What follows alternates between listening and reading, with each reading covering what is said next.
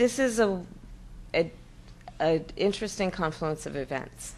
Three things in particular. There is the passage of AB 953. We have to thank the leadership of Shirley Weber for bringing it to us and making it happen.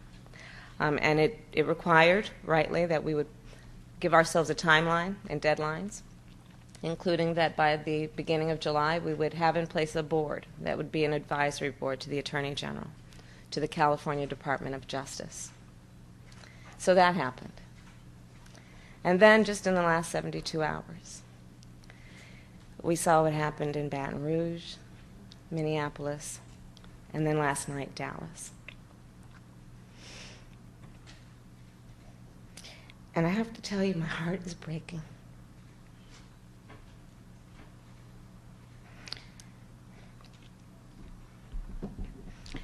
As a prosecutor, my heart is breaking.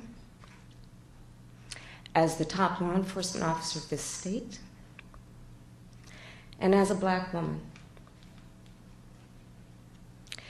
As a career prosecutor, I have worked my entire adult life side by side with police officers.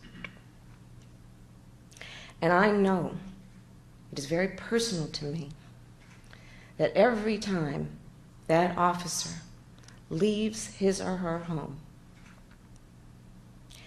they and their family members go out the door with a prayer and a hope that that officer will return at the end of their shift. Every one of them. Individuals who have taken an oath to protect other people who they may never meet, people who may never know their names.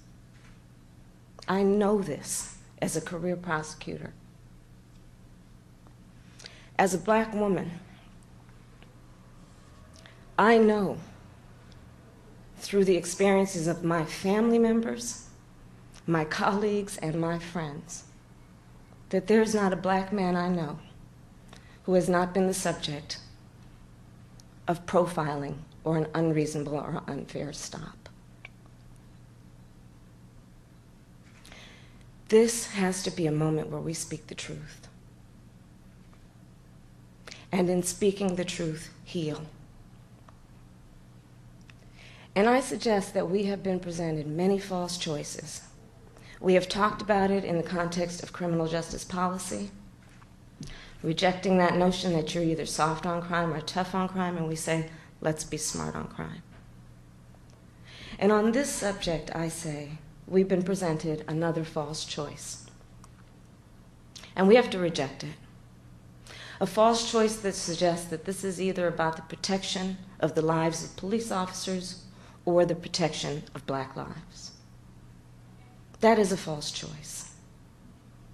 I say that we have to understand that what we must do as a community is say that we are always going to be in the business of the protection of all of those lives. And one of the things that I think we have done so well as law enforcement, in the way that we have structured ourselves as a part of the larger criminal justice system, is that we, by the nature of the work we do, unfortunately know what it is to work with folks who have experienced harm, and as a result of that harm, feel fear. And we have crafted many tools. And one of them in particular that I think of at this moment, and I've been thinking of since last night, is the concept that we came up with, and that concept is restorative justice. And part of restorative justice, as we know, as we teach it, as we perform it, is the notion that the truth will be spoken.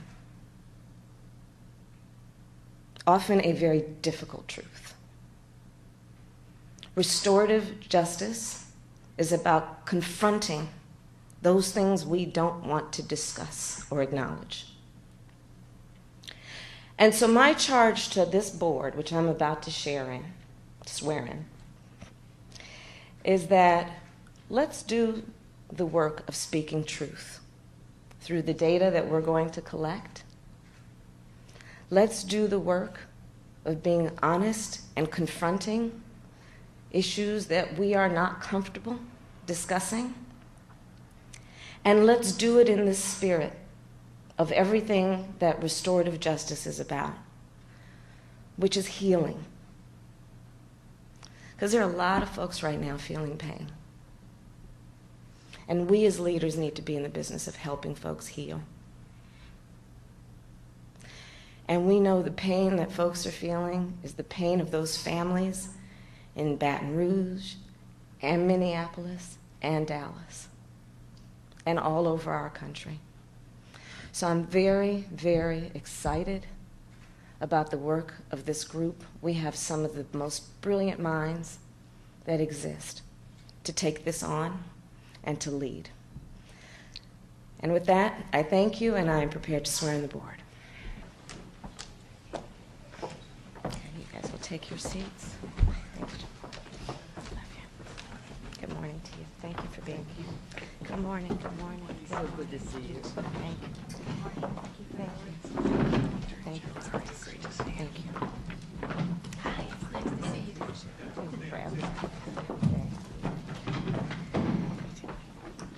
Okay. Okay, everyone's in position.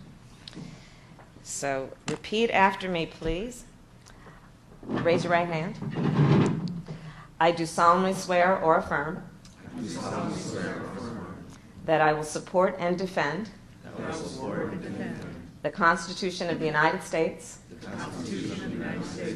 and the Constitution of the State of California against all enemies, foreign and domestic, that I will bear true faith and allegiance to the Constitution of the United States and the Constitution of the State of California, that I take this obligation freely without any mental reservation or purpose of evasion, and that I will well and faithfully discharge the duties upon which I am about to enter. Congratulations, Board. Thank you.